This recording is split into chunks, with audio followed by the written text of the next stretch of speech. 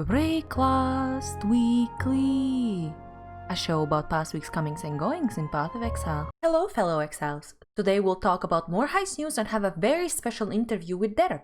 This week started off with a bombshell announcement to delay the next league's release for a month, starting sometime in January next year. Citing the recent announcement by CD Projekt Red to delay Cyberpunk's release just mere 24 hours before Path of Exile's next league's planned release date. Not wanting to put players on the spot and make them choose, Grinding Gear Games went with the decision to delay the league with more information to follow. On Thursday, we saw our weekly bug fix patch hit. It's fairly short but does include yet more fixes to the Twins contract, so if you're still hunting it for the challenges, it should be as polished as Innocence SARS. On Friday, we saw a really long post on reasonings behind delaying the launch of the next league. Some colorful language was used, to all of our amusement.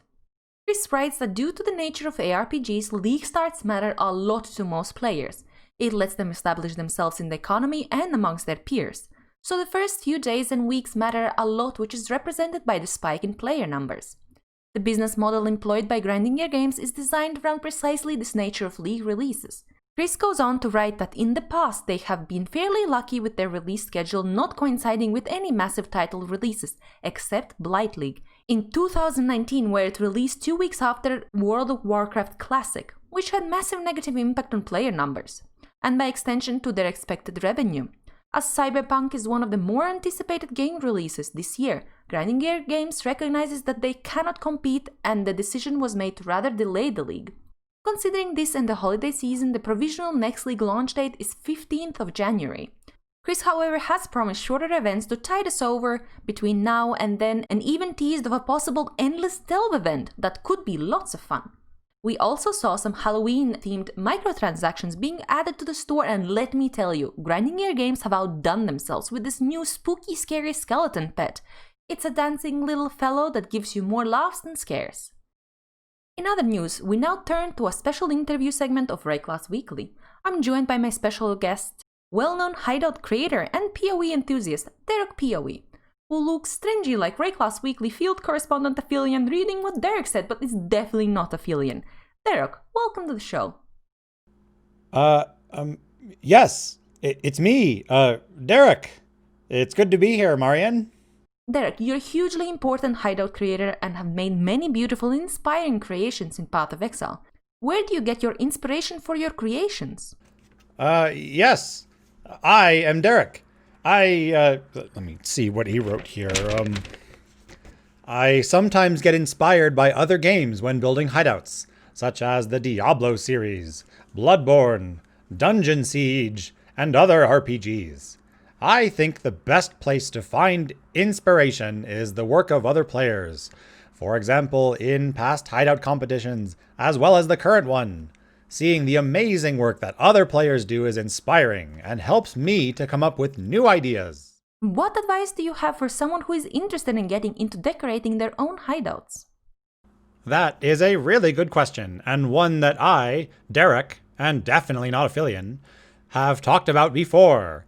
What did DerroK say? Suggest that people not start with an entire hideout when learning. It is best to start with small pieces or small rooms. For example, I started out with a map device, room, or crafting benches. Do you have any other examples? You could also build separate combinations of decoration pieces and focus on building a specific object, such as a well.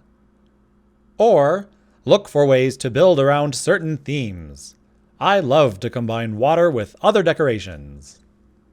Are there any events going on with hideouts that players can get involved in? Why, yes. There's an official hideout competition going on that started on October 22nd, where players can win great prizes. These competitions are a great way for players to get involved in the hideout creation community and learn from each other. Anyone is welcome to compete. Just check the official GGG post about the event. There are always many beautiful hideouts submitted, and it's always so amazing to see the work that players do.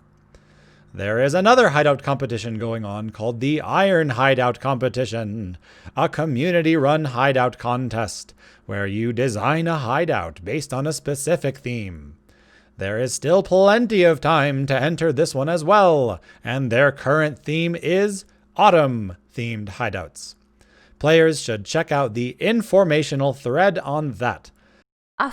DerroK, thank you for joining us here today and best of luck with your hideout creations. Yes, thank you for having me. DerroK, can I take this mustache off now?